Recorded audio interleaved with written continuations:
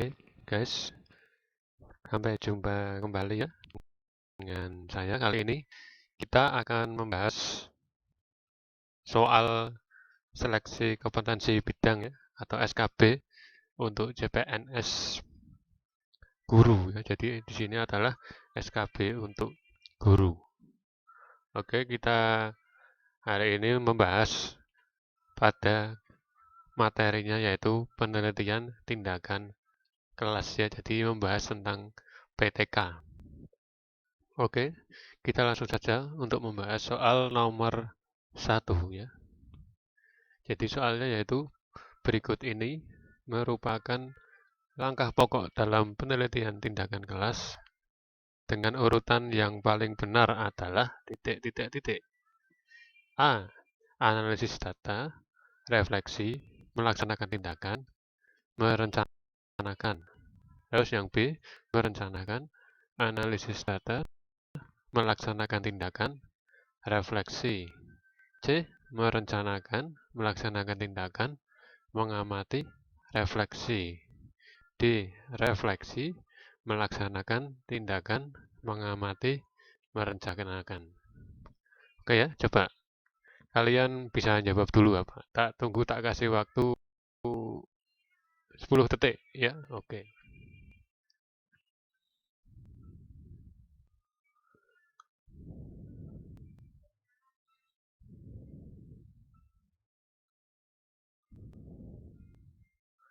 Oke, sudah temu jawabannya? Oke, kita lihat ya. Pembahasannya yaitu ditanyakan adalah langkah ya. Jadi langkah atau urutan ya. Jadi ada langkah dalam PTK, penelitian tindakan kelas. Jadi langkah PTK itu apa saja kita lihat ya. Jadi ada langkah PTK itu apa saja. Oke, yang pertama ya, setiap penelitian harusnya diawali oleh apa? Perencanaan ya. Jadi yang pertama itu harus ada perencanaan. Ya, jadi harus direncanakan ya, mulai dari instrumen semua ya, kegiatannya, anggarannya itu harus direncanakan. Setelah perencanaan, terus berlanjut ke pelaksanaan ya. Jadi pelaksanaan. Jadi setelah perencanaan harus dilaksanakan. Nah itu pelaksanaan. Jadi di sini nanti proses pelaksanaan penelitiannya ya bisa bersiklus-siklus itu karena PTK ada siklus 1, siklus 2. Terus setelah pelaksanaan ada lagi lanjutnya itu mengamati ya, pengamatan. Jadi yang ketiga pengamatan. Pengamatan atau observasi ya. Jadi di situ dilihat nanti tergantung yang diamati ya apa ya, apa aktivitas, apa perilakunya ya. Itu jadi itu di situ terjadi proses pengamatan atau observasi. Nah, yang terakhir baru terjadi proses ini namanya refleksi ya. Ya, jadi ada proses refleksi. Refleksi nanti dilihat ya. Jadi melihat kembali apa yang telah dilakukan, apa kekurangannya ya. Misalkan kok ada kekurangan, nanti refleksi berarti nanti masuk ke siklus 2 ya. Jadi refleksi ini untuk pembuatan rencana di siklus 2 nanti selanjutnya. Kok di siklus 2 masih belum sesuai target ya, nanti direfleksi lagi masuk siklus 3 ya. Jadi di PTK itu bersiklus-siklus. Jadi kalau lihat urutannya ini berarti apa jawabannya? Merencanakan, melaksanakan tindakan, mengamati dan refleksi ya. Jadi jawabannya yang C. Oke ya. Lanjut soal nomor 2. Soalnya itu pada dasarnya penelitian tindakan kelas merupakan penelitian yang dilakukan di dalam kelas oleh ya. A. Peneliti, B. Guru sebagai peneliti, C. Guru, D. Kepala sekolah bersama dosen. Oke ya, jadi di sini adalah yang ditanyakan PTK itu dilakukan oleh siapa ya di dalam kelas. Jadi siapa yang melakukan PTK? Apa peneliti, guru sebagai peneliti, apa guru saja, apa kepala sekolah bersama dengan dosen. Oke, kita lihat ya.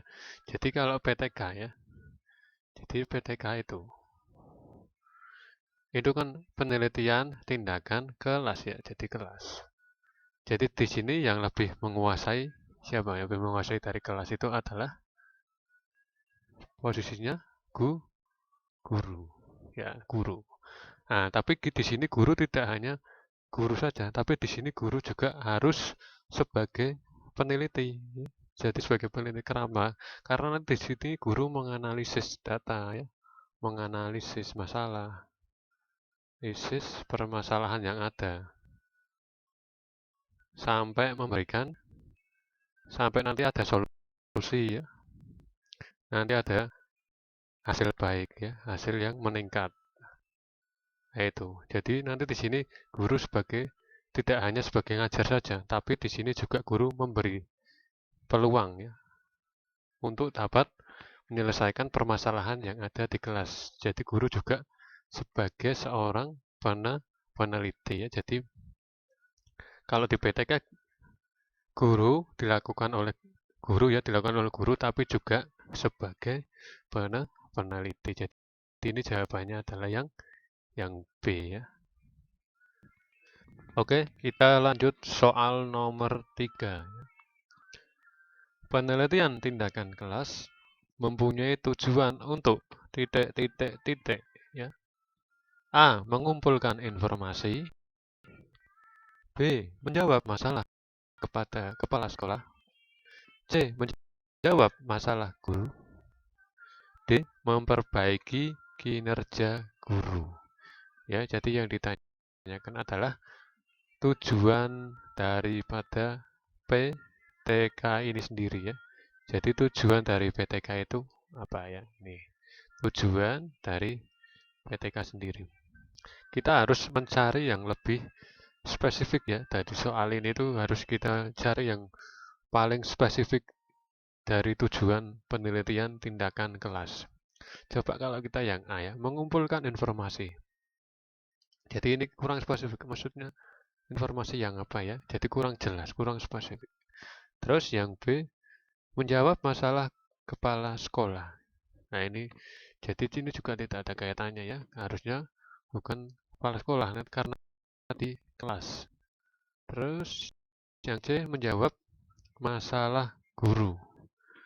Nah ini juga kurang spesifik. Nah ini yang terus yang D, memperbaiki kinerja guru. Nah di sini ya, jadi ini yang lebih pas, lebih sesuai karena di sini kinerja guru perlu diperbaiki melalui penelitian ya. Nah, penelitian itu bisa disebut dengan penelitian tindakan kelas. Jadi fungsi PTK tujuannya itu untuk bisa memperbaiki kinerja guru. Oke. Jadi jawabannya yang D ya. Oke guys, kita lanjut soal nomor 4 ya. Ketika akan melaksanakan PTK, masalah yang diteliti dalam penelitian tindakan kelas berasal dari titik. A. Keinginan untuk membantu guru. B. Keinginan menerapkan teori yang terbaru. C. Kepedulian peneliti akan kinerja guru. D. Kerisauan guru akan kinerjanya. Ya, jadi di sini yang ditanyakan adalah asal dari masalah yang diteliti. Oke, coba jawab dulu apa kira-kira. Tak kasih waktu 10 detik ya.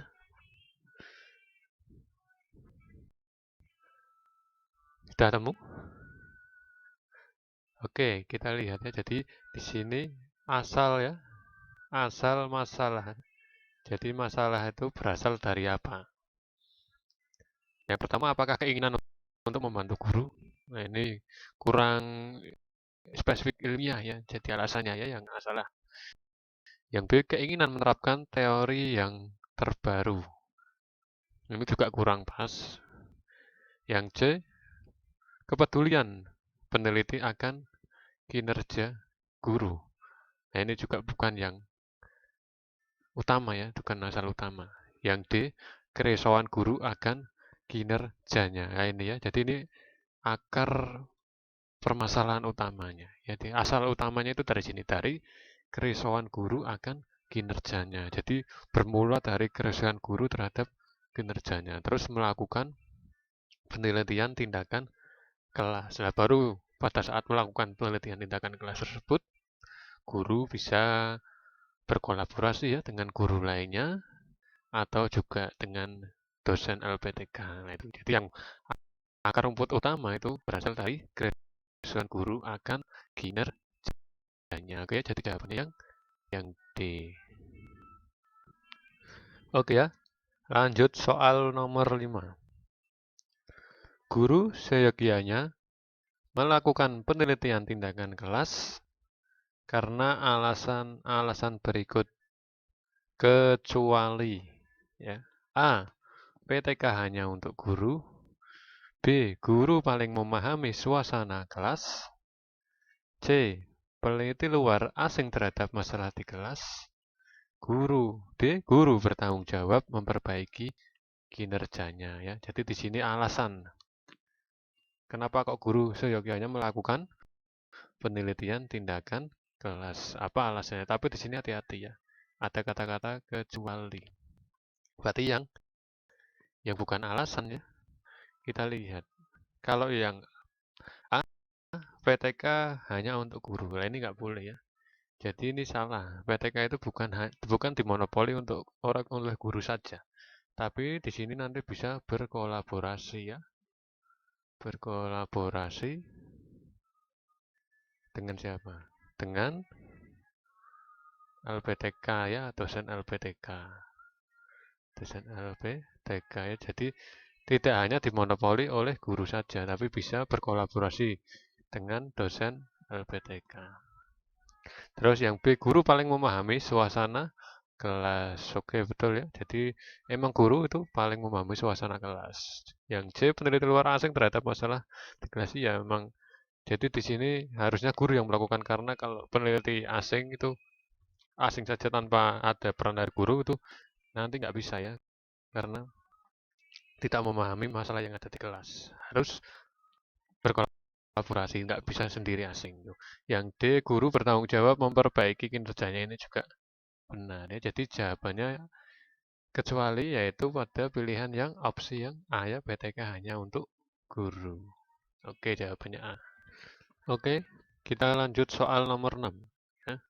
Oh ya, ini jadi soal cerita ini ya, banyak, panjang. Oke, kita lihat soalnya. Kita baca dulu, ada bacaannya itu. Seorang dosen dari LPTK membantu Pak Budi, guru kelas 4 SD, untuk mengatasi kesulitan yang dihadapinya. Pak Budi merasa kesulitan memberi motivasi kepada siswa untuk mengerjakan PR yang telah diberikannya. Pak Budi menceritakan kepada dosen bahwa PR yang dikumpulkan siswa jarang dibahas di kelas dan hanya ditumpuk di meja kerja. Kemudian dosen dan guru merancang cara untuk mengatasi masalah yang ada. Kegiatan yang dilakukan dosen dan Pak Budi merupakan kegiatan PTK karena ya. A. Terjadi pertemuan guru dan dosen. B. Pak Budi bekerja sama dengan dosen. C. Masalah penelitian muncul dari kerisauan guru. D. Dosen membantu masalah guru. Ya, jadi kira-kira apa jawabannya? Coba tebak dulu apa?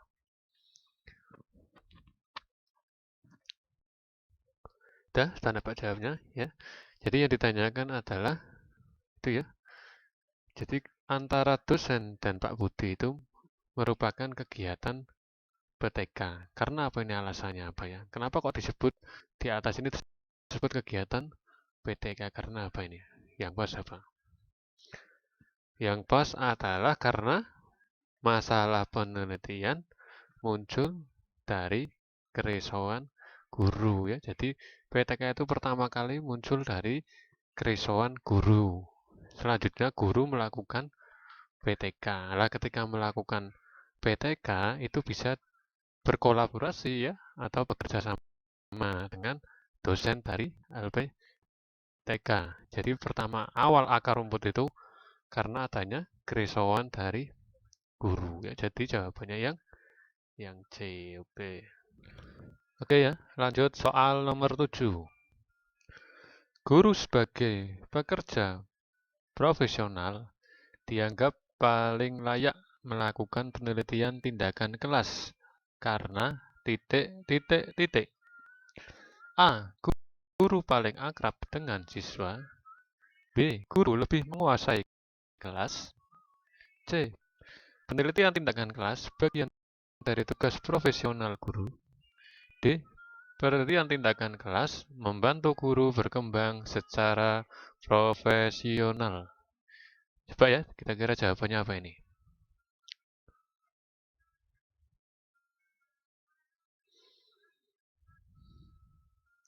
Oke, sudah ya. Kita lihat dulu di sini guru sebagai pekerja profesional. Dilihat ya bahwa kompetensi guru itu ada kompetensi profesional ya. Nah, dianggap paling layak melakukan penelitian tindakan kelas karena lah kita juga harus mencari alasannya kaitannya dengan bidang profesional ini. Kalau yang A itu enggak ada kaitannya ya, bukan itu. Terus yang B juga bukan, lebih menguasai kelas. Yang C, nah ini jika ada dua ini, ada yang C itu bagian dari tugas profesional, apa yang D berkembang secara profesional melalui PTK itu ya. Kira-kira yang mana? Jawabannya yang D ya. Jadi yang D itu PTK membantu guru berkembang secara profesional ya. Jadi karena ketika guru risau akan kinerjanya, terus melakukan penelitian tindakan kelas, nah kemampuan guru dalam mengajar tentunya juga akan berkembang untuk mengatasi masalah-masalah yang ada di kelasnya ya. Jadi perkembangan guru secara profesional itu bisa melalui PTK ini ya. Jadi jawabannya adalah yang D. Oke, kita lanjut soal nomor 8 ya. Guru memegang peran penting terhadap proses pembelajaran. Apabila dikaitkan dengan tanggung jawab guru terhadap pembelajaran, penelitian tindakan kelas dapat membantu guru titik titik titik.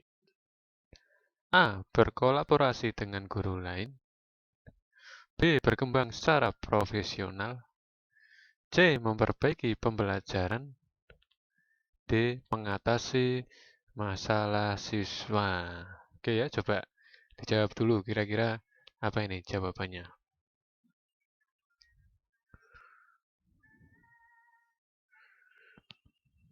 Oke, sudah ya. Kita lihat di sini. Guru memegang peran penting terhadap ya proses pembelajaran. Tingkat-tingkat ya.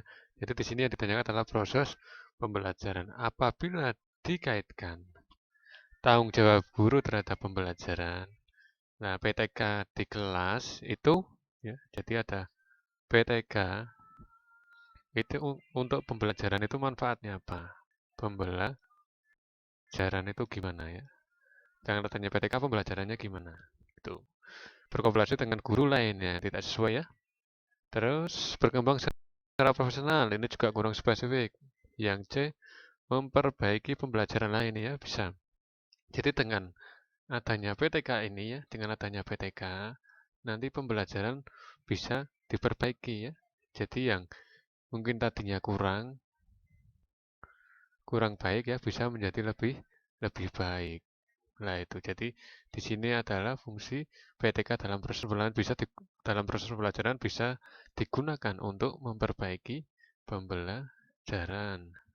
Mengatasi masalah siswa ini juga kurang spesifik ya. Jadi ini kurang. Jadi yang sesuai ya ini ya. Jadi kaitan tanggung jawab guru terhadap pembelajaran apabila dikaitkan dengan PTK ya ini untuk memperbaiki pembelajaran. Jadi jawabannya yang C.